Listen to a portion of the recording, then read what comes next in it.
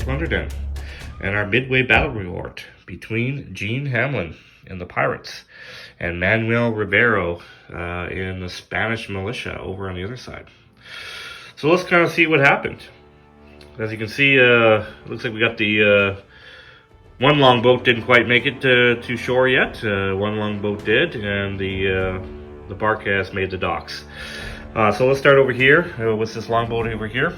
I have to say this longboat with the freebooters in it barely made shore here. They were down to their last hit points here. They got hit by this heavy cannon that the Marineros are running here, and they took a direct hit. They're over here, the freebooters. They're down to 6 freebooters, and they started with 10, so they took 4 casualties. This boat is barely afloat. It was like over here, it just made shore.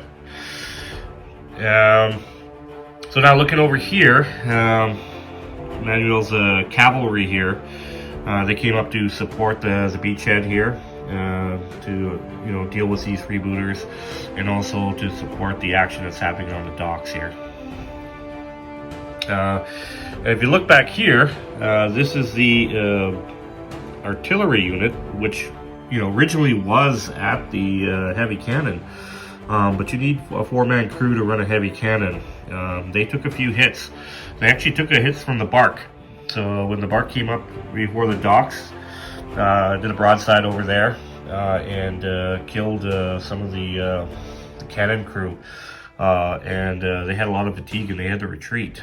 There was no point putting them back in there, because they can't even run that cannon anyway. So they're going to move to another artillery piece. As you remember in the original opening report, there are several artillery pieces on this battlefield, so they're going to have to move to a different one. Otherwise, they're not really an effective fighting force on their own. You can fight with them, but they won't... I don't think they'd be very effective. They would probably just die. So they need to get to a gun. So that's what their status is. If you look at the docks here, we got some Manuel Rivero and his soldados and the Lanceros. Originally, the Lanceros engaged these Sea Dogs, but the Sea Dogs struck a huge hit on them, and they ended up getting a lot of fatigue and had to retreat. So they ended up retreating back here into the market, and they just recently got their fatigue in check, and they're back over here. Also, the soldados have taken 4 casualties as well. So they've taken a beating on here on the docks. Right now, the pirates have the advantage. As you can see, we have a unit of Enterplog and a unit of Sea Dogs that are on the docks here, and they're causing havoc. And it'd be hard to charge these guys here.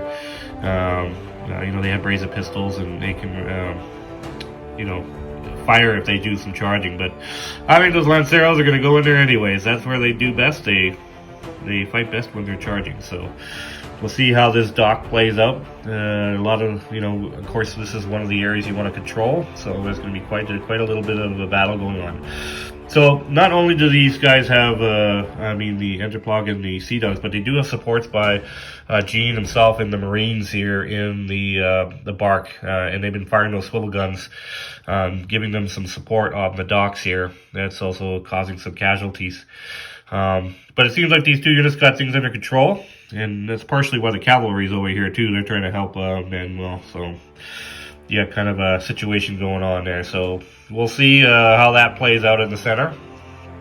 And then, of course, the Marines that can come out and support if they need it.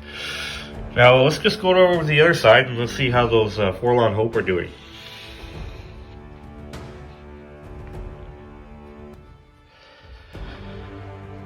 So they've been over on here. They have been just sailing up here. They're close to the beach. Next round they'll make land, and they've been taking some fire from these milicianos. I remember that in the first report. There's quite a large unit, 12 models, so the maximum size there. But the Forlorn Hope has, they've taken some casualties, and they've given some casualties to militia, so they've lost a few. So the pikemen came outside the fort, and they're coming to support the beachhead here. So when they land, this is going to be an interesting little melee fight going on here. We got some pikemen and some milicianos against the Forlorn Hope. So we want to control the beachhead just right in front of this island, and that's another point. So it looks like in the next round there's going to be lots of action, probably lots of casualties. But anyways, that's where we are at the Midway Report on this battle.